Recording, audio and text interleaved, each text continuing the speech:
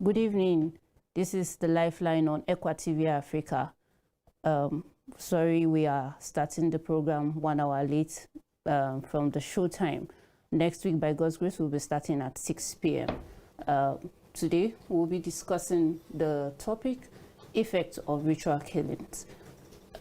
This is a program that discusses legal issues. So we'll look at the legal perspective and the social perspective of the effect of ritual killings. We know that in recent times, ritual killings have been in a high at a high occurrence, all over the country, and everybody has been crying out. Even the National Assembly in its plenary today, urged the federal government to declare a national emergency on this social vice. And with me in the studio to discuss this topic is Barrister Joseph Damboyi. You're welcome to the show. Thank you very much. We also have, thank you very much. We also have Barrister Matthew Godfrey on the show. Good evening, viewers. So I'll start with you, Barrister Damboyi. When we talk about ritual killings, it's related to the crime murder. What will you say is murder, in our context?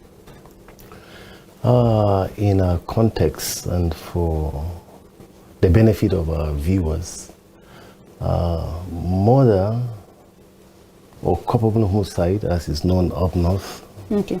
down south we refer it as murder, is the unlawful killing or terminating of human life. That may spread to a child, an adult, be it male or a female.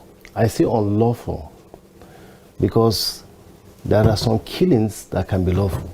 Okay. For instance, this insurgency thing that is happening, when you hear the military or the security operatives kill insurgents, you cannot take that as murder. Okay. Because the law protects their action. There are situations where individuals may be sentenced to death. By virtue of that judgment, their killing will not amount to unlawful killing. Okay.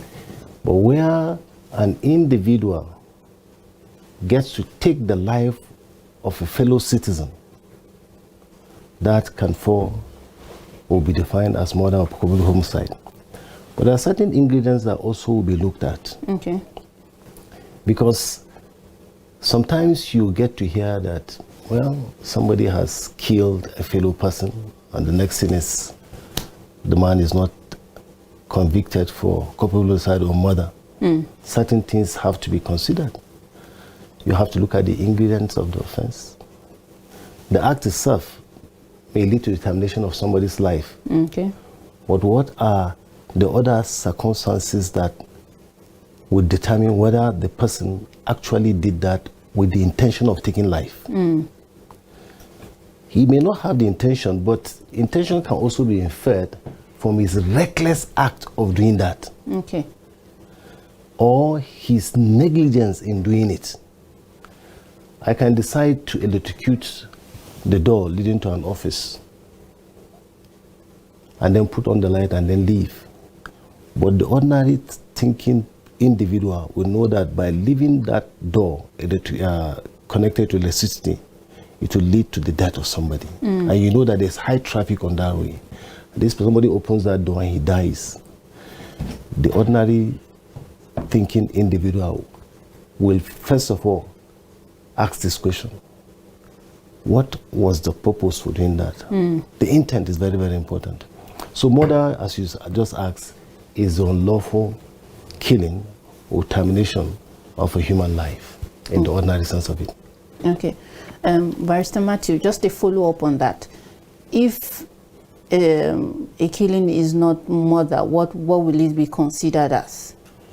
Yeah, in some crime we call it the first degree murder, second degree, and the rest. Okay. Mostly in our own case, we have an instance of culpable homicide punishable with death, Okay. which is an act of killing another person with that intention of doing so.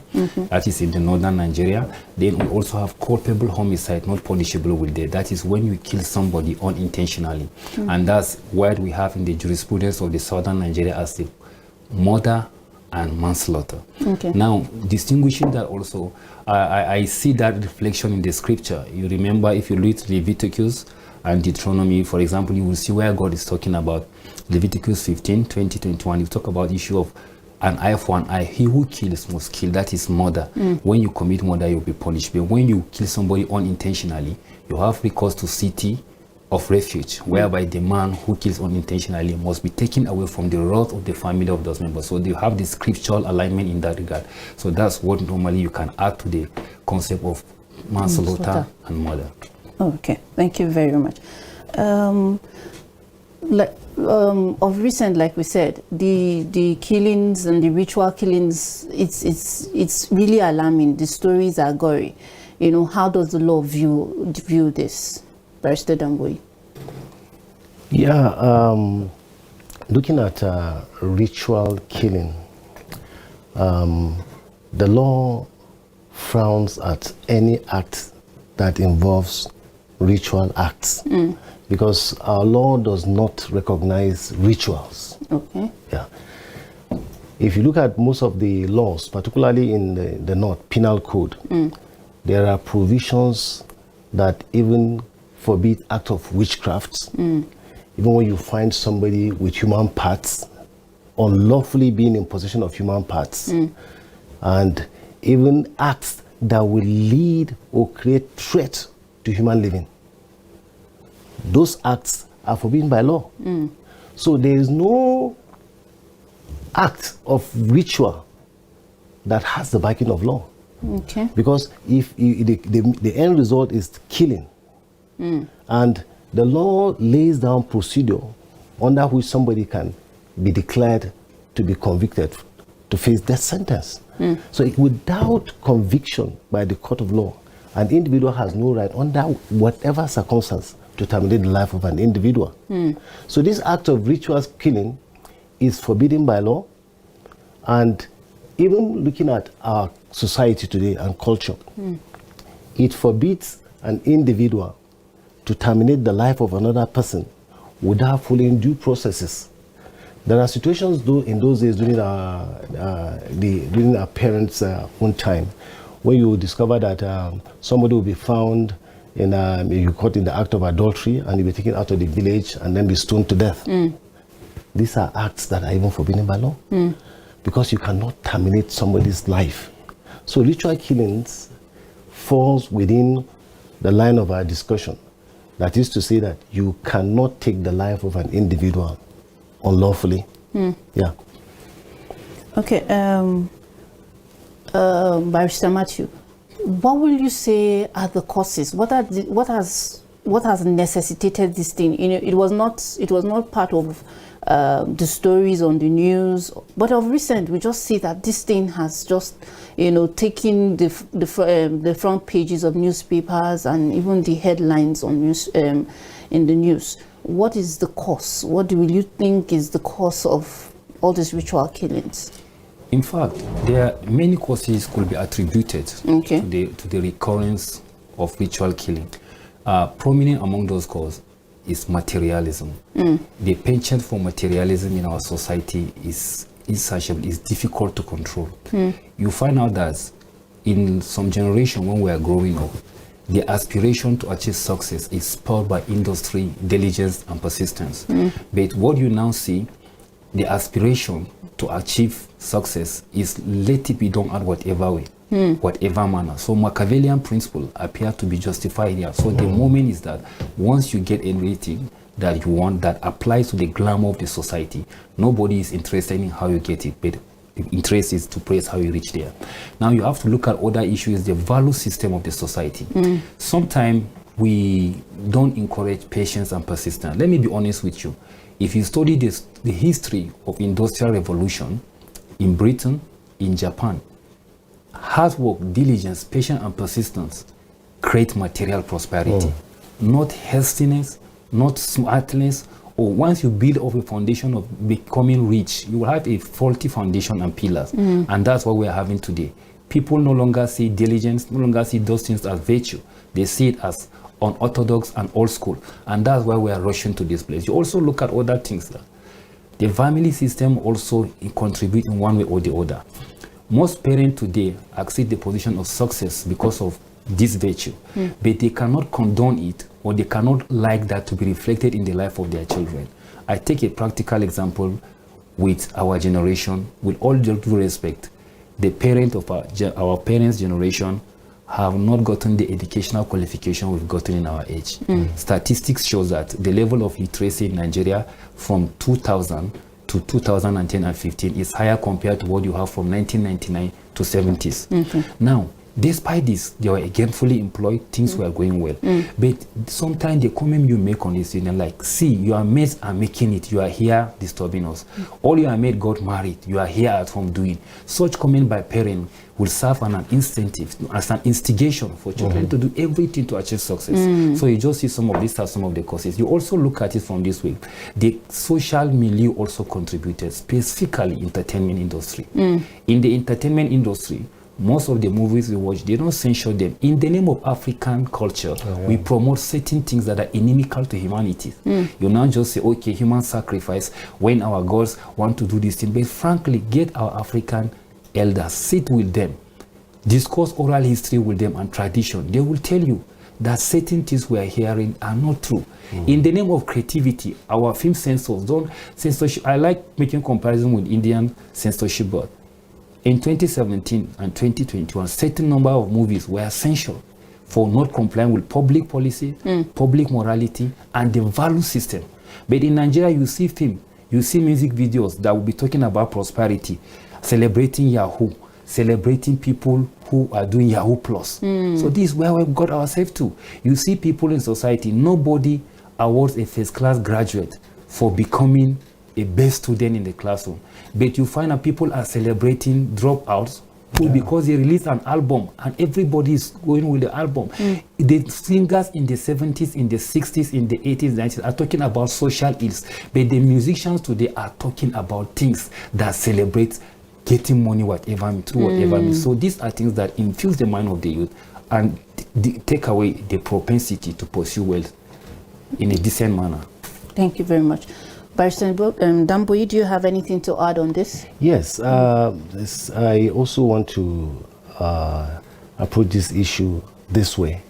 When you look at the society today, there are no check and balances as far as issues of drugs are concerned. The pharmaceutical companies have failed. Drug addiction has become the order of the day. Parents don't even care to know where their children are. I remember there's this program we used to watch in those days, Tranquilize. Yes. At 9 o'clock you ask, Where are your children? Many don't even want to know. Go to clubs, you find children of less than 18 years going out. I know in some advanced countries, if you are found with any liquor, anywhere a policeman can pick you, you need to move your means of identification. Show that your age is up to the age of taking alcohol. Today you see children of 17, 16 going around pushing drugs. Addiction has become the order of the day, and you see under the influence of drugs, people now start forming cults. From cults group, you start thinking about how to make money because everybody wants to make it. Your child comes home, you don't even want to know how he got the money. Sometimes people will condemn you and tell you as a child that, look, we don't want you to be like this. Make sure you marry somebody who is rich. And that's why most of our children, look at what is happening today in society. You find young girls found in hotels, their dead bodies are seen flying around. I was in one of the police stations just some few weeks ago. And to my surprise, I saw girls of about 16, 15 years old here in Jos. And I asked, what are these children doing here? They were kept in a brothel. Most of these places are not licensed. They are not registered. So you see, people find it easy to operate with the support of adults who have places of comfort for them. And this is where people start thinking about these ritual acts. And it makes it easy. for somebody to take a child there, get the person killed and destroyed. We don't even know and have the statistics of the students we have in certain institutions. You go to certain universities, you find students there that have remained in university for more than 15 years under the influence of drug. They control cult groups and they are champions there and they don't want to leave. So how will these things not happen? The institutions do not have the statistics. Even when they are gotten, tomorrow you see them on the street. You see, the system has broken out completely when it comes to the issue of morality and even the value of life. We've lost it. So these are some of the things: drug addictions, cultism, and then, you know, encouragement by certain club centers or centers in allowing youths to come meet. And these are centers where you start seeing dating minds coming together to influence children. These are some of the contributing factors. You see, I was just sharing with my colleague. I said, in those days, before you run an off license, you must be registered. The laws are there. But today you go and find a place where you sell liquor, uncontrolled drugs there. And we have operatives like the NDLEA. What are they doing? What are they doing? The pharmaceutical companies today, there are laws that forbid the usage of certain substances. But go to some of these pharmacies, you get them. And when they get under the influence of this thing, it becomes very, very easy for their mental minds to be taken away by influence of those who are already craving into these dirty acts. These are some of the contributing factors. Thank you very much. I'll still throw this question to you. We have looked at every other aspect, but I know that the fundamental is the family. Where will you say the family has missed it? The family has missed it today because the priority of most families is how to make it in life. I know the economy is very, very hard. You have broken homes. You have homes where, unlike before, once it is 3:30, 4 o'clock, you're already home. You can't be outside when dinner is being prepared. You have to contribute in preparing for anything at the home. But most times, the family, because of the pressure, you find a woman outside from morning till 6 o'clock. You have left your children at the mercy of others. The father is somewhere there clubbing. And we don't have family values. There's no value system in each family now. Because the concentration now is, how do we get this thing work out? Children today come and start telling you that I want to make money. A child leaves home, come back, you don't ask him, where did he get this money from? A boy goes to school, he comes back home with an article or something, you don't even want to care. How did he get it? So the problem now is becoming too rampant, particularly in some of these suburban areas, where cultism has become the order of the day, drug addiction has become the order of the day. Parents do not even have control over their children anymore. Very true. Children will dictate to parents what the parents should do. The fear of parents is no more. And how have we missed that out? The foundation. Children have not been brought up in line with the scripture. So the Bible says, train the child on the way to go, and when he grows up, he will not depart from it. How many parents are involved in training? It's not teaching, but training. Training involves you. It involves you. You train him. You watch his step, guide him, correct him, and rebuke him. So these are some of the things that have created this problem. The other aspect of it is this: the national divide. Religion has come in and has divided us. People don't value lives anymore. If you come to this community, you discover that gangsterism has been developed. And the other group again, gangsterism is also being built. And these are some of the things that are destroying the fabric of our society. So we don't have families anymore. The statistics now of divorce in the society is very, very high. Very true. And when you see children that come from broken home, who controls them? So these are some of the challenges, you know, that a broken home is used now in impacting other societies. I was at a seminar and I asked kids, I say, how many of them have control by their parents, that their parents understand what they do and the activities they do? Only few took up their hands. Why? He said his father is a businessman. The moment he leaves home, he comes back at so and so time. The mother is a trader. And most times when they finish from school, they go and meet the mom, stay in the shop, and they play around with other children until 6 o'clock when they go home. So how can you have a society that can be controlled?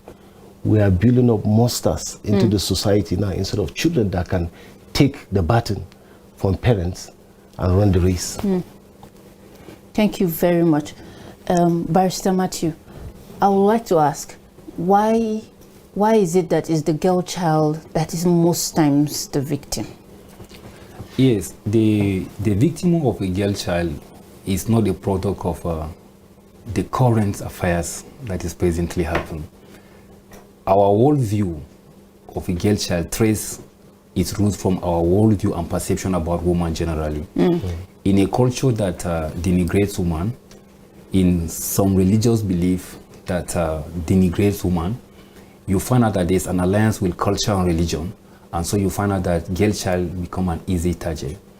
Now, one of the other things is that the potential and the capability of girl child in everything is more than that to some extent of a male child. Why am I saying this? Is because by the order of creation, you find out that a woman is a procreator. She's seen as a person that would convey a nation. So you find out most of the issues is that they are there. And then secondly, girl child also is classified under one of the vulnerable personalities, class of vulnerable people in the society. Then why are they victims of ritual killing? It's an interesting topic that we should explore to some why. One, you find out that their weak nature is another thing. They are already vulnerable. Some find out they are overpowered by men. Then secondly, their whole perception about themselves. A girl child is mostly told that you are a weaker vessel. And so you find out, frankly, even where she can exhibit some attribute of self-defense, you find out that that psychological effect have already done on her. I studied the perception of Indians about they have a high rate of rape, especially the female rape, all this indecent assault. But one thing that they were able to do is to develop a psychology of a self-worth on a girl child and a woman in general. And some of them even engaged open NGO for training women on how to defend themselves. You know, while that may not be applicable or advisable here, what I'm just saying further is that the issue is that one, we have a low perception about women. Then secondly, in issue of ritual killing, anytime a woman is killed, to show you about her reproductive potential, most of the missing parts are the reproductive parts. So now you ask, why can't they use the limb? Why can't they use the feet? Why is it the reproductive part? Now, the other thing we have to look at it is also on the other part of the country, the girl child is exposed to a lot of hardship. They are hawkers. They are the one that you see them prostituting. They are the one that you find out that some of them, even at their quest for leisure, they are the one going to clubs. I have an experience of meeting with a Russian lady, and we went out for a school engagement, and they asked her, why is it that you don't take alcohol? She said, no, she will not take alcohol. She joined those of us that were not. She said she will not take alcohol, and we say, why? Then she said, in their states, their government forbids you taking alcohol until you reach the age of 20. That girl she was an 80s, as I know her then. She was an 80s. And we're discussing with her coach, and she said, that is the position. They don't take alcohol, not because God. Our own here, if it is in Nigeria, maybe I will change my climb to say I'm changing. The value system there should be something that will be ingrained even beyond the country. So girl child suffers a lot of this. Now there's an interesting part of family system that I want to add to. Melanie Senior I made comment about. You see, family is the foundation of every society. If a family does not take the spiritual responsibility of nurturing their children with the type of the message they hear and the type of the fellowship, spiritual food they feed themselves with, I'm telling you, they will see themselves unconsciously engaging in such acts. I want to advise this to the church. Let's spiritually censure and filter our messages. When we begin to talk about prosperity without the logic of hard work and industry, we are clearly telling these people that you can go and make it, get the money, come and sow seed, that your sin will be sanctified. But remember, we will hold ourselves accountable to God. The message we preach to, some of the parents also, they will say that some of certain churches are orthodox, they are preaching and they are threatening your psychology about health. But it is better to be reminded that hell is real when you fail to do the thing, than to tell you that heaven is a distant entity that everybody can enter, and so do whatever you feel like doing, God will not hold you accountable. That is where we find ourselves. And so when you also see it in this way, that families are too liberal, my senior says something that is very vital here. We delegated family responsibilities to third-party institutions. We delegated it to Sunday school teachers. They get to our secondary school because we pay high expensive school fees. So we now feel that no, let them go and delegate. We don't have that emotional. Psychologists, sociologists will tell us what we call emotive affection. That thing is natural. We don't have time for our children. We don't go for vacation with them. If they come to school, we don't find time to ask them, how far, who are your friend? We just make them feel intimidated. We act as the village headmaster, so strict that they don't approach us. And this is where we miss it. When we don't show that affection, the people that show them that affection will lure them to a way that we will see them as ritual killing actors or victims. May God forbid that. These are some of the issues. Amen. Thank you very much. Barrister Tambwe, who are the law enforcement agencies who are to tackle this issue of killings, whether it's ritual or even murder, and how have they been effective in doing this? Normally the police are supposed to be in charge, but it's also the responsibility of every Nigerian to assist in this war against these ritual killings.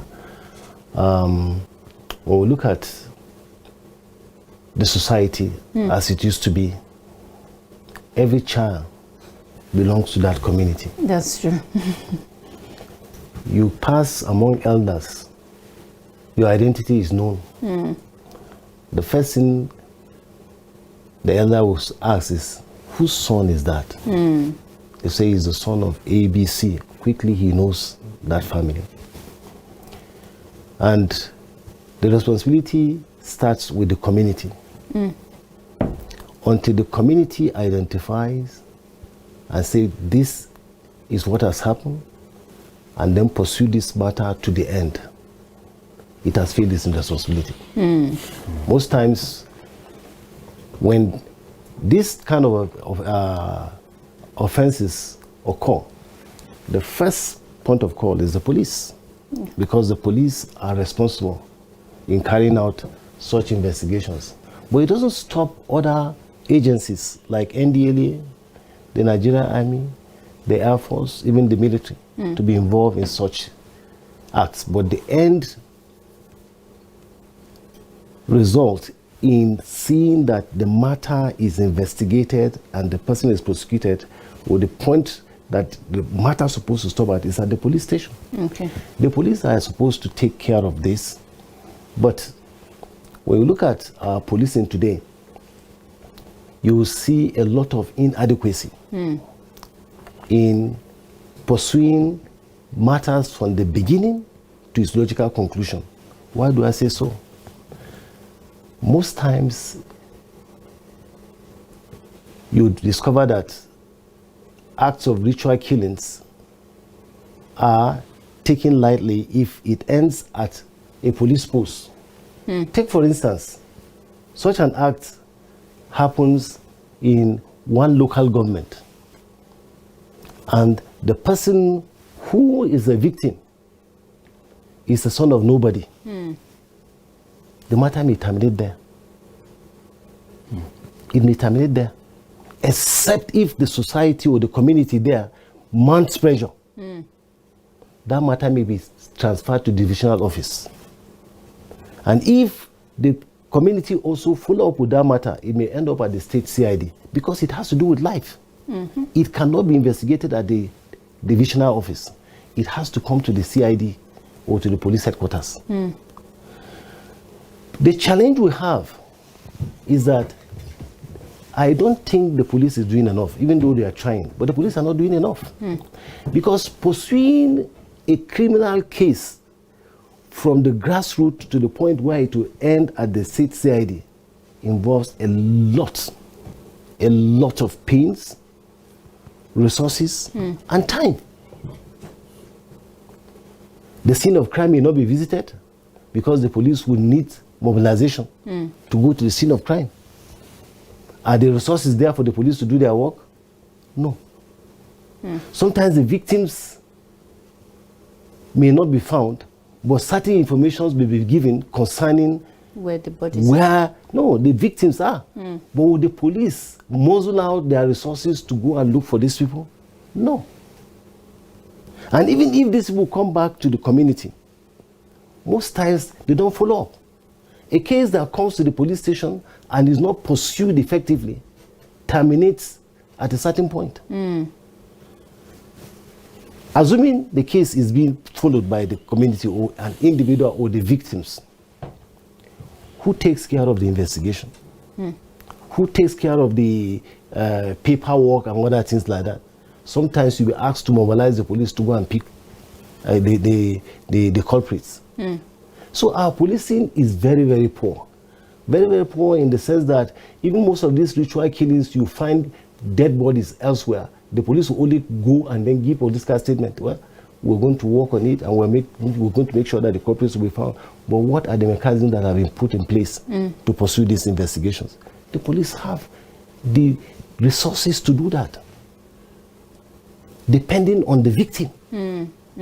If the victim is an influential person, within 2 weeks, they will find the culprits. That's true. But if it's a son of nobody, the matter ends there. We don't value life. The law does not forbid just the killing of an individual who is influential. But every Nigerian is protected by the law. That's true. So most times the challenges we have is investigation and even prosecution. Sometimes investigations are done, loosely to a point where you arrange somebody before the court and you don't have the enough ingredients that will lead to his conviction. You present cases, the courts adjourn the matter today, tomorrow the police are not pursuing it. And this person gets discharged. How would another person not repeat that? The same person who escaped conviction can go back again because he has not hit his target in getting the money he desires. So the police are supposed to be involved in the investigation up to the point of prosecution, except if the DPP or the state, through the Ministry of Justice, the Office of the Attorney General, desire to take over prosecution. Thank you very much. Pastor Matthew, do you have anything to add? Yeah, just to add on the responsibility and the role of police. You see, while I agree with my learned colleague, I also want to add to the fact that Nigerian police is in a peculiar situation. The United Nations standards of policing in Nigeria is far, far beyond normal expectation. In countries like US, the police is battling also issue with the citizenship crisis. In Japan, they are battling with the issues of deviance, drugs, and some of this cocaine addiction. In Nigeria, the police is battling with insurgency. The police is battling with ritual killings. The police is battling with kidnapping and other associated with him. Take a look at the stock of the vaccine. Apart from that, like he said, we also have the capacity building deficiency. Many of the police, like he said, are not exposed to a lot of training. Thank God, we are in court together with him. We have cases we've been doing. He has said it all.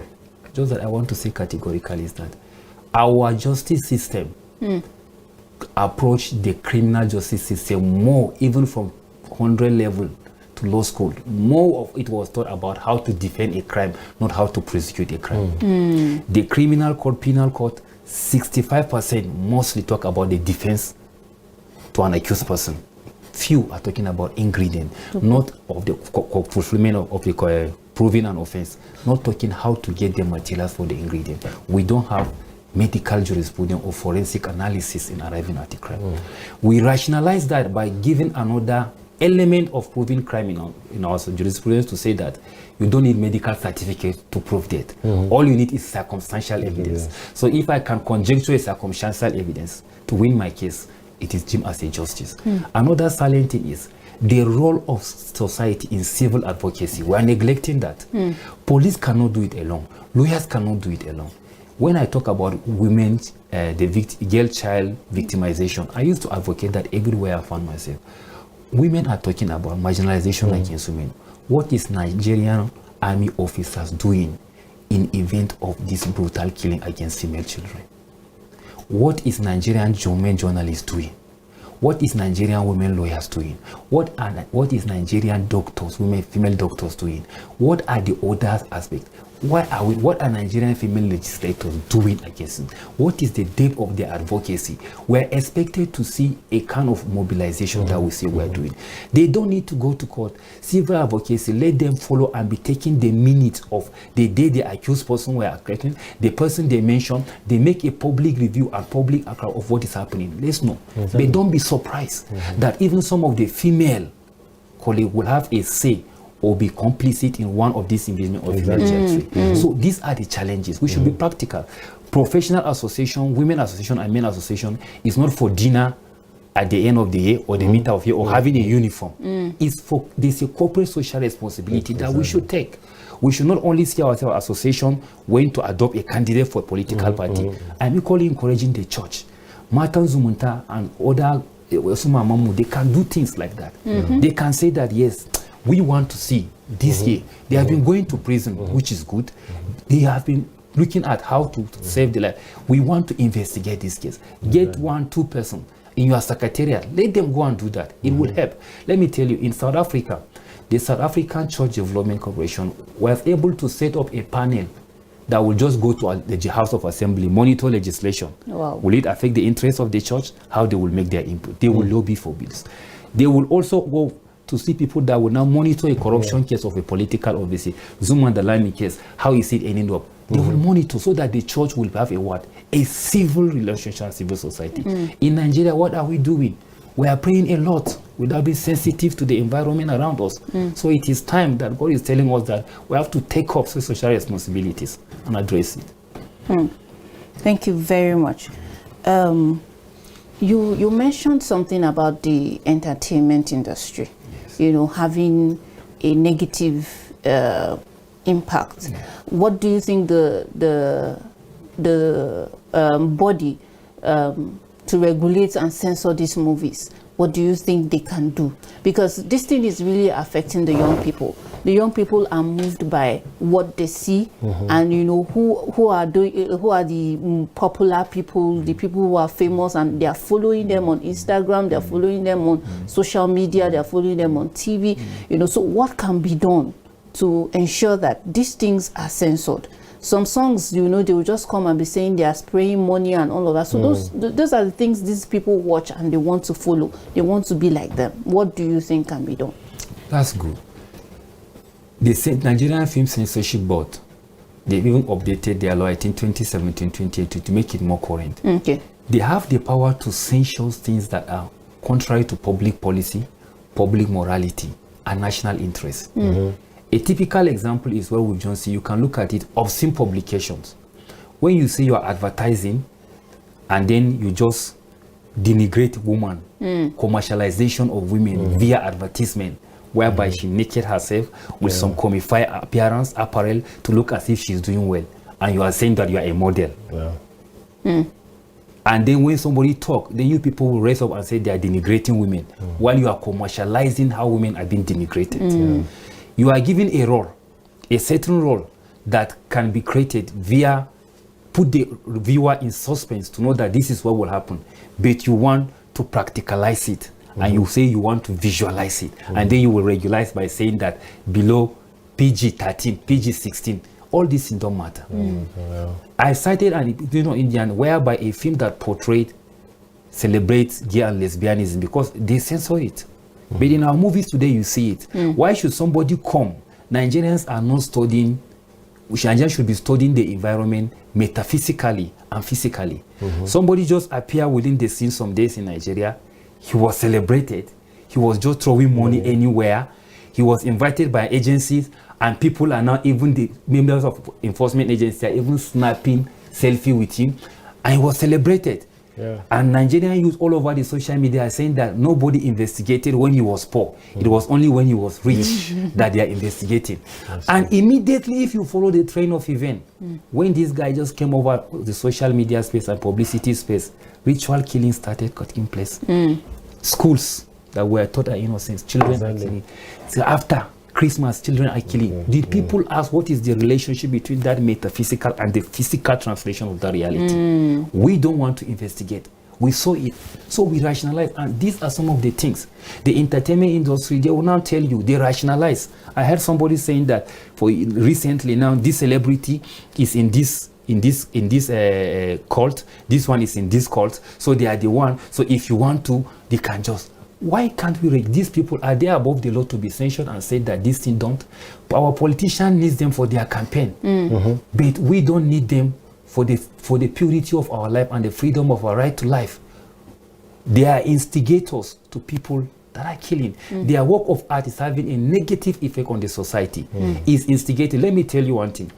There was this criminology. There was this guy called Ted Bundy in 1987, 1978, I think, something like that. He was a serial killer that kept killing women in his room. He would kill them, rape them, kill them. And when he was arrested, it was discovered that he lay arrayed of the corpse of men. And they asked him, what was your instigation? What instigated you to do that?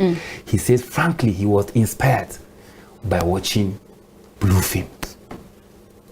So you can see this thing that you will say, everybody has a right to. It's not. The way you will see it as pure as it is, another person is an instigation to do something dangerous. When a child was arrested, a child that was engaged in serial killing, he was asked what motivated him. He said he liked movies, he just want to experiment what he's seen on the movies. And most of the Nigerian films we are seeing today, you could see it.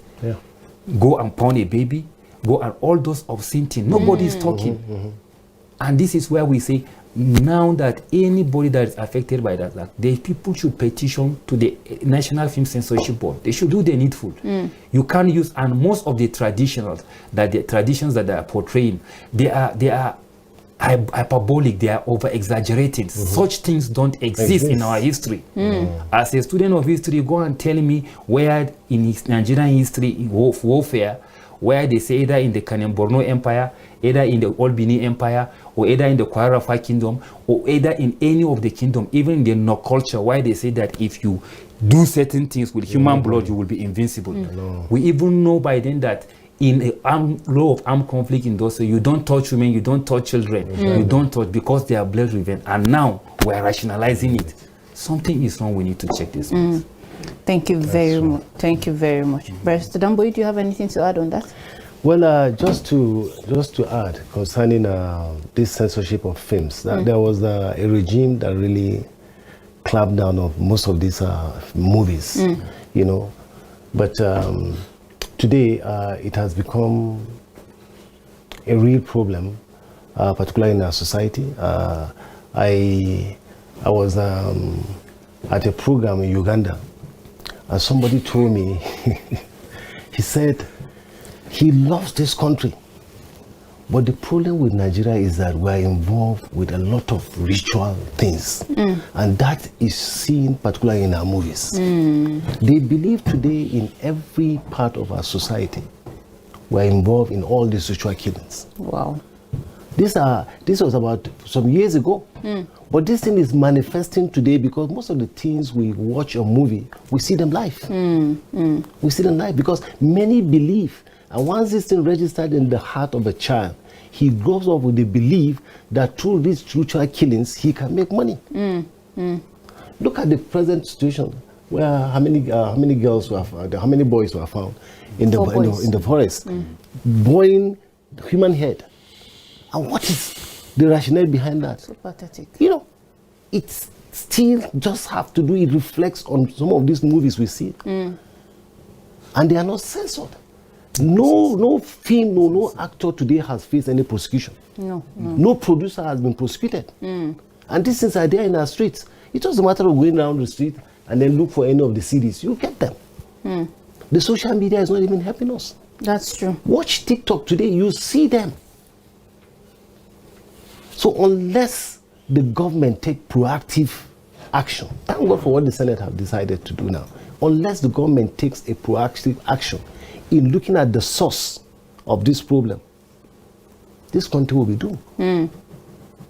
And most of these ritual killings we are seeing today, they are just the ones that have just been discovered. That's there are true. many that are silently being involved and people don't even know. Recently, it was all over the social media that somebody was, a brother raised an alarm concerning the activities of his brother. His brother, yes. That he saw about how many cops in the soccer way. You know, so how many people have been killed through this act? So I think the censorship of films, Nigerian movies, there are laws forbidding these things. The censor board should be able to come out and say, look, let us sanction this industry or let us sanction this producer. People should be seen, you know, being prosecuted.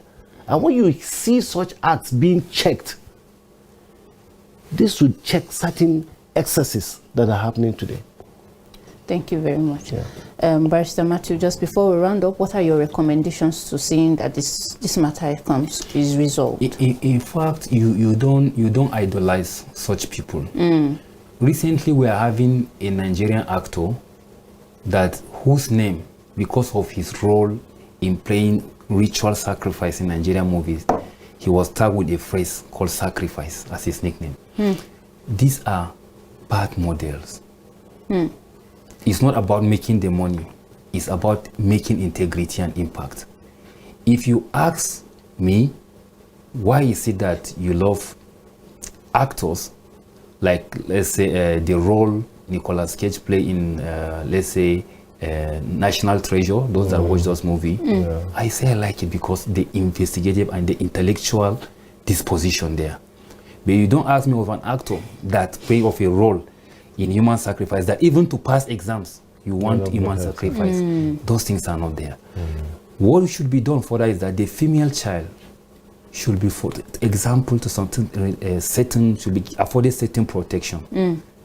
Girls' hostels should not be a place that you can leave only security guards. No, this age now we've passed it. Women to some extent will have some conscious effort about self-defense. At least there should be some fit place to defend themselves against aggression. And also, people, especially the top-notch, that are identified, please, if we can shame we can shame terrorists by naming their sponsors, who is afraid of naming those that are behind these kidnappers? And I am saying that all women are mothers, and all civil organizations should join hands in investigating the killing of Sylvester Oromeni, Nafisat, those boys. There are people behind them. Who are those people? That's true. Because the law incidentally favor them. You can't punish some of them now because they are not of the age. They can't be. You can't measure death punishment on all of them. Those that are minors. Who are the brain behind them? Let's unearth them. Until we do something like this, we will just be talking here. Thank you very much. Barrister Dambui, what is your final recommendation? Well, my recommendation is that it has reached a time where we should start thinking about forming a task force in each state to start addressing this issue as far as this ritual killing is concerned. And this task force should be involved in monitoring most of these hotels, clubhouses. Are they registered? What kind of people attend such clubs? Are teenagers allowed to attend these clubs? Registration of guest houses and hotels should also be monitored. There are regulations on how to run your hotel. Areas that operate or places that operate as brothels in the name of hotels should be clamped down. That's true. Our policing, thank God we have this community policing. the police should be empowered. There is no way you can follow this issue of ritual killings effectively without getting the assessor before the fact and after the fact. Whoever is part of the conspiracy in leading to the death or ritual killing of a person should also be arrested. Whoever also is behind the moving of this mutilated body to any place should also be arrested. Yes. Who is the person that will do the collection now and do the whatever ritual thing? He should also be arrested. But you see, when you just get the victim or the person, the culprit, and say, okay, this is the person who did it, you are not addressing the issue. It's a chain. That's true. From the beginning to the end. This University of Jos students that killed a lady that is in detention now, who instigated him? Who are those that have agreed with him? Who are those who are aware of such actions and kept quiet without informing the law enforcement agencies? Who is the person that will do this thing that they do in getting this money?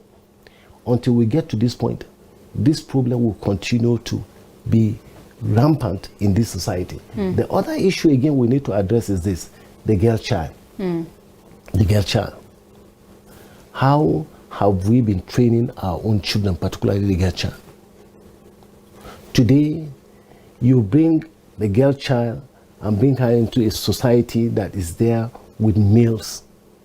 But most of these children do not understand the ordinary way of defending themselves. Defending themselves in the sense that you don't have to fight, but you must have to blow out the whistle.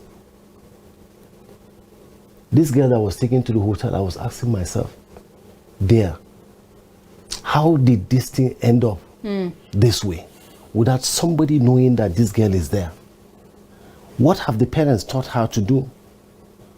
You know, you don't just trust a child, because you don't just trust a female friend to take you out of the school to go and lodge somewhere. We must also have to train them. And then he has spoken about most of these NGOs. I thank God for what FIDA is doing. Matters like this, an organization should identify itself with that case and say, we will follow it up. We will follow it up until the end. There was a case that had to do with child abuse and raping of students in one of these institutions down south. This person was prosecuted. Now watch, pursue this matter. Anytime we go to court, this is on the news. This man died in the course of this prosecution, in the course of the prosecution, because he could not stand it. And I learned that the school is closed. Many of the victims spread around the entire federation. But these are people that have suffered for many years without anybody knowing. It took only a child to come out and speak loud. She came out and spoke. Others started talking. So until we find a way of encouraging most of our NGOs to do the needful, identify with every case, follow it from the beginning to the end. For the police, I just hope that with what the Senate have said, the Nigerian police will do the needful. Exactly. We see that the budget is there. The police also have the necessary resources to carry out the investigation. When the police go out, and the young police go out, they get awards. But when they come home, they just go into coma. I just pray that that standard that is expected of them internationally will be maintained locally. Thank you very much. That's the much we can take on the show this evening. But just to remind us that the fear of the Lord is the beginning of wisdom, and the knowledge of the Holy One is understanding. So if we have the fear of the Lord, we will not go into all of this. God will help us. See you next week. By the time is 6 p.m. The show was 1 hour late today, so we'll start 6 p.m. Thank you very much and have a good night rest.